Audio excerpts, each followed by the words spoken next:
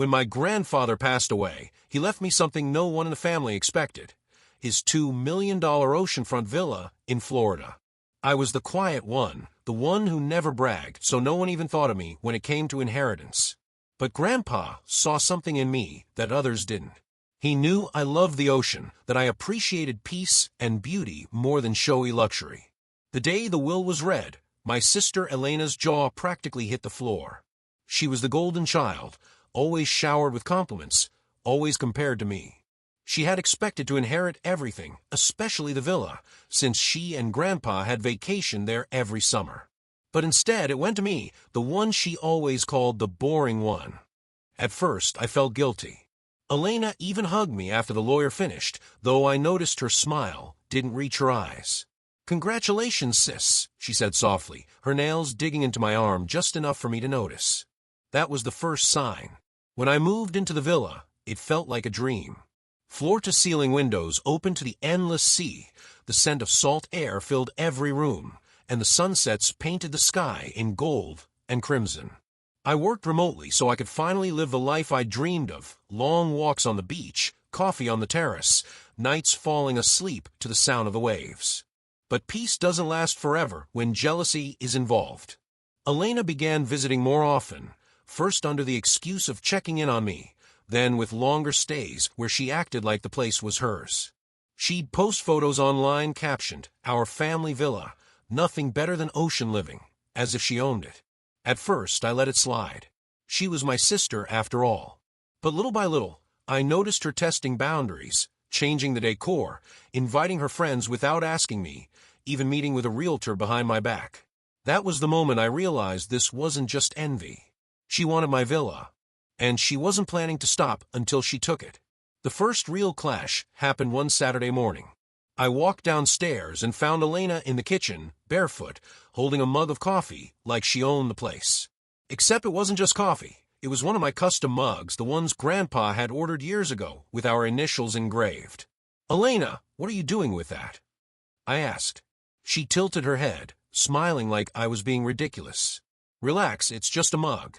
This villa is basically ours anyway. Don't be so territorial." The word "ours" made my skin prickle. I reminded her, calmly at first, that Grandpa had left the property to me. Not us. Not her. Me. She laughed. "Oh, please. Do you really think you deserve this place? You barely visited growing up. I was the one here every summer, helping Grandpa, keeping him company.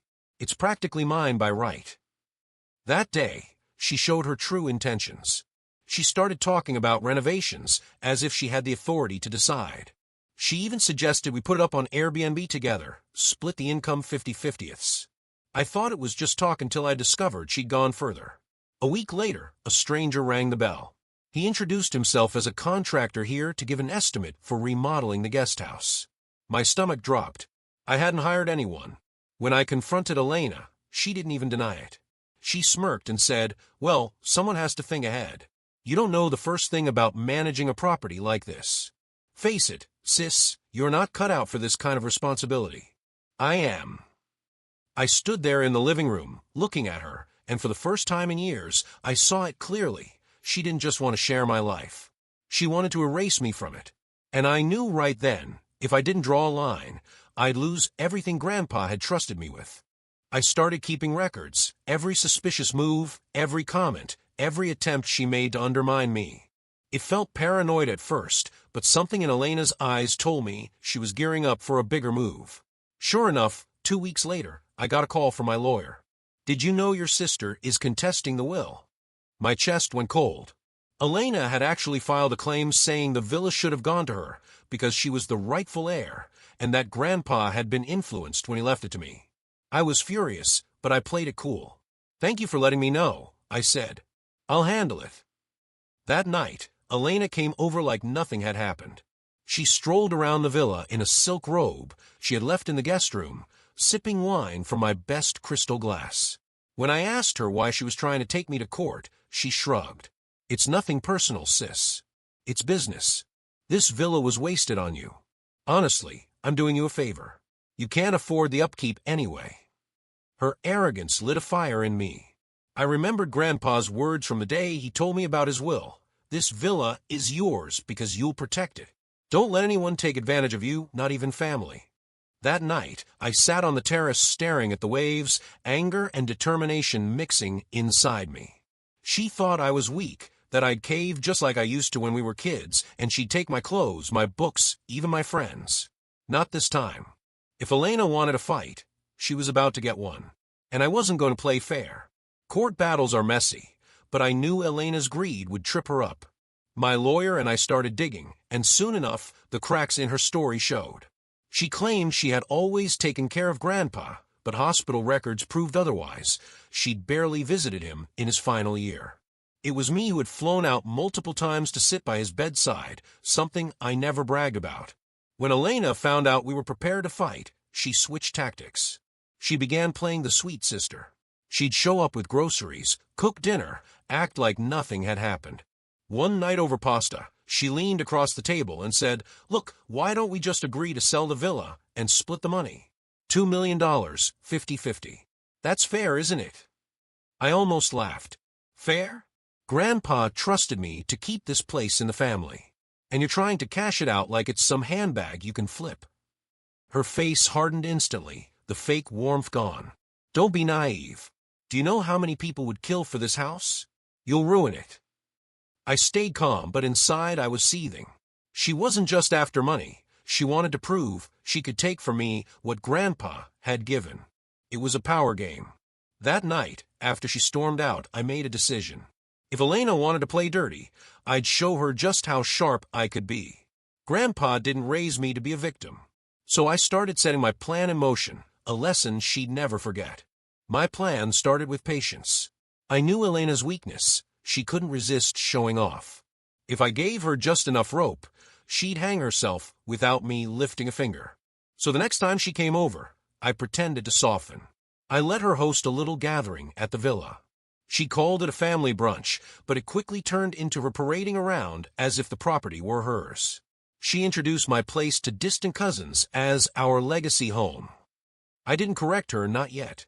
Instead, I watched carefully. She bragged about plans for a swimming pool upgrade, even discussed furniture she wanted to replace. I smiled politely and kept pouring mimosas, because what she didn't realize was that every word was being recorded. A week later, she went a step further. Without telling me, she invited a real estate agent to the villa while I was out running errands. But she didn't know I had installed security cameras after her contractor stunt. When I got the notification on my phone, I quietly saved the footage, Elena giving a full tour, describing the villa as hers to sell. That was the proof I needed. By the time we met in court again, my lawyer had a neat little package ready, recordings of her calling the villa ours, video evidence of her trying to sell what wasn't hers, and a paper trail of her lies. But I wasn't going to stop there. If she wanted to humiliate me, I'd make sure the lesson stung. The villa wasn't just a house anymore. It was the stage for Elena's downfall. The day of the hearing, Elena walked in wearing a designer suit she could barely afford, chin high as if the outcome was already hers. She even winked at me across the courtroom, like this was some kind of game she was confident she'd win. But when my lawyer played the first recording, her voice saying, "This villa is basically mine," I watched her confidence slip. By the time the security footage rolled, showing her giving a full house tour to a realtor, her face turned pale. The judge raised an eyebrow. "Ms. Elena, are you claiming ownership of a property while simultaneously attempting to market it as your own?" Elena stammered. I was just exploring options." "Options?" the judge repeated, unimpressed. I sat there silently, my heart racing but my expression calm. This was the first time in my life I didn't let her twist the truth. I had the facts, the evidence, the weight of Grandpa's trust behind me. The court dismissed her claim, affirming the villa was legally and rightfully mine. But for me, it wasn't just about winning the case. It was about showing Elena that her manipulation no longer worked. Still, I knew her well enough to realize humiliation in court wouldn't stop her. If anything, it would make her more dangerous. That's when I decided the final lesson couldn't come from lawyers or judges. It had to come from me directly, and I already knew exactly how to deliver it. I invited Elena back to the villa a week later. She was still fuming from her court loss, but curiosity got the better of her. When she arrived, she acted cold, her heels clicking across the marble floor like gunshots. "So what's this about?" she asked, folding her arms. I smiled, pouring 2 glasses of wine. "I thought we should talk. We're still sisters after all." She rolled her eyes but sat down. "If this is your way of rubbing it in, save it. You may have won in court, but everyone knows I was closer to Grandpa. You stole this place." That was my cue. Calmly, I slid a thick folder across the table. Inside were printed photos, screenshots of a real estate stunt, copies of court transcripts, even social media posts where she had claimed the villa as hers. Her face tightened. "Why are you showing me this?" "Because," I said, my voice steady, "next time you try to take something from me, I won't just fight back quietly. I'll make it public. Imagine these photos and videos in the hands of your employer, your friends, your little social circle that thinks you're flawless." Her jaw dropped. "You wouldn't dare." I leaned closer. "Try me." For once, she had nothing to say. No smug smile, no clever retort. Just silence. That was when I realized the real victory wasn't the villa, the money, or even the court ruling. It was finally watching my sister understand that she could no longer control me. The lesson had landed. For weeks after that conversation, Elena stayed away. No texts, no surprise visits, no fake smiles. The villa finally felt like mine again, quiet, peaceful, untouched by her storm of envy. But peace with Elena never lasts. One evening, I got a call from a mutual friend who worked in real estate. "Hey, just so you know, your sister's been telling people she let you have the villa. That she could have fought harder, but she was being generous." I almost laughed. It was so on brand, she couldn't accept defeat without rewriting the story. Instead of getting angry, I leaned into it. The next time I saw her at a family gathering, I brought it up casually in front of everyone. "Thanks again, Elena, for trying to sell my villa behind my back." Those security camera clips really came in handy in court. The room went silent. My aunt's fork froze midair. Elena's cheeks flushed crimson. She tried to laugh it off, but everyone could see the truth written all over her face.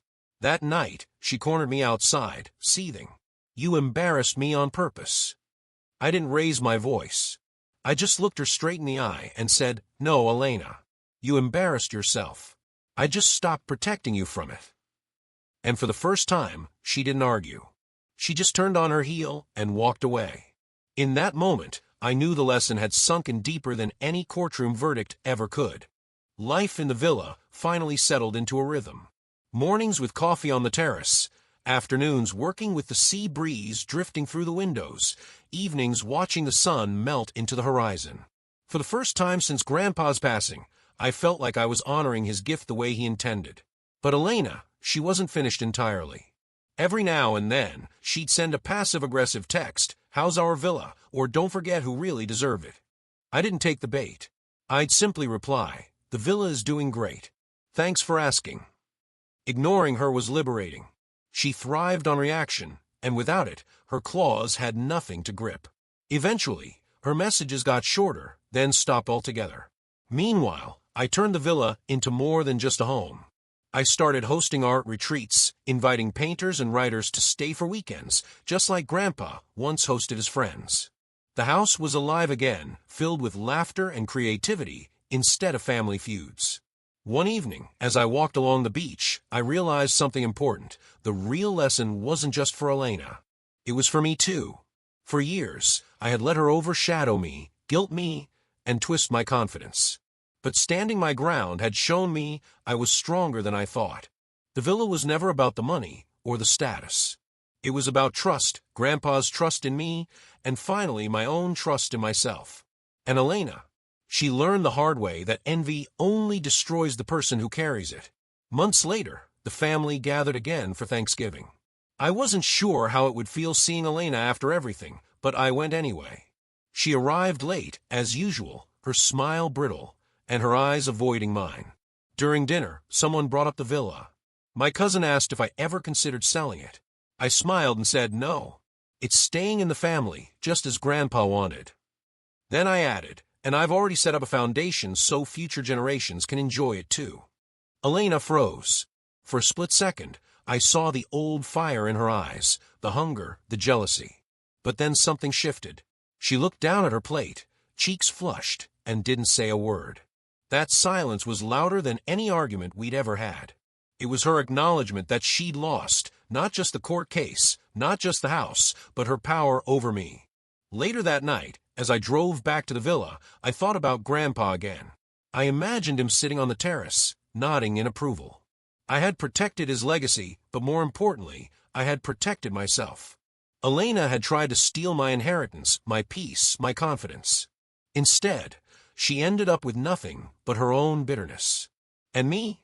I had the ocean, the sunsets, the home I loved, and the freedom that came from finally standing tall against the person who had always tried to pull me down. Grandpa was right. The villa was meant for me. And no one, not even my own sister, would ever take it away.